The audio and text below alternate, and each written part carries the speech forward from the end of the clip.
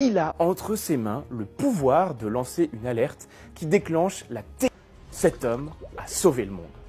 20 ans plus tard, un autre homme va répéter cet exploit, mais à terre cette fois, Stanislav Petrov. Dans la nuit du 25 au 26 septembre 1983, ce lieutenant-colonel de l'armée rouge parvient, grâce à un sang-froid exceptionnel, à éviter une erreur de jugement qui aurait pu conduire à la guerre totale.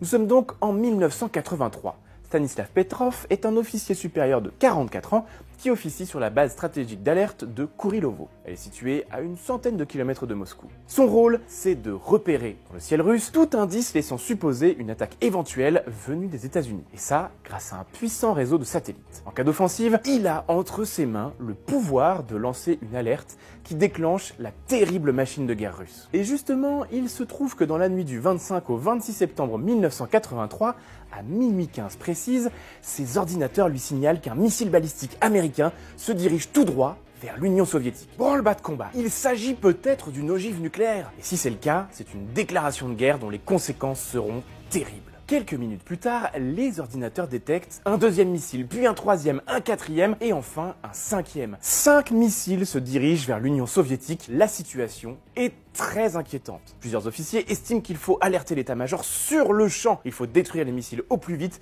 et lancer une contre-offensive. C'est une décision lourde de conséquences qui conduirait tout droit au déclenchement d'une guerre nucléaire entre les deux blocs. Une guerre qui pourrait très vite devenir mondiale. Mais Petrov, ces missiles, il n'y croit pas. Avant de lancer l'alerte, il veut d'abord s'assurer que tout cela est bien réel. Les ordinateurs sont-ils fiables? Les informaticiens de la base procèdent à des vérifications. Et ils sont formels, il n'y a aucun bug. Tout est en ordre. Petrov n'est pas convaincu pour autant. Il reste persuadé qu'il s'agit d'une fausse alerte. En officier expérimenté, il sait pertinemment qu'en cas d'attaque, les Américains ne se limiteraient pas à envoyer 5 pauvres missiles, mais beaucoup plus. C'est cette conviction qui le pousse à demander de nouvelles vérifications. Il contacte alors les stations radar, qui seules peuvent confirmer visuellement ce que les ordinateurs annoncent. Si les ogives sont bien réelles, les opérateurs radar devraient les voir distinctement sur leurs écrans. Problème, les conditions d'observation sont si mauvaises que les opérateurs ne peuvent ni confirmer ni infirmer la présence des missiles et le doute subsiste. Mais pendant ce temps-là, les ordinateurs signalent à la base qu'une première ogive s'est écrasée sur l'Union soviétique.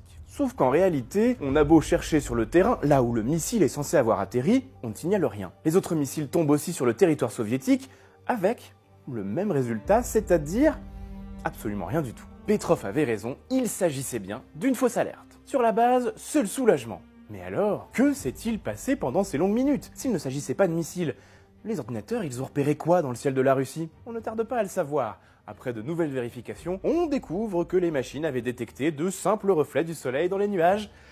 Incroyable, voilà, elles les avaient confondus avec le dégagement d'énergie de missiles américains. Cette erreur bête aurait pu avoir de lourdes conséquences sans l'expérience et le sang-froid du lieutenant-colonel Stanislav Petrov. À cette époque, cet événement est une nouvelle fois passé sous silence, il est classé secret défense. Il faut donc attendre les années 90 et l'effondrement de l'Union soviétique pour en avoir vent. Tout comme son compatriote Arkhipov, Stanislav Petrov est un véritable héros. Pour ses actes, il a été distingué dans les années 2000 par l'Association of World Citizens, une association pour la paix dans le monde basée à San Francisco, aux États-Unis. Après toutes ces années, c'était peut-être la moindre des choses.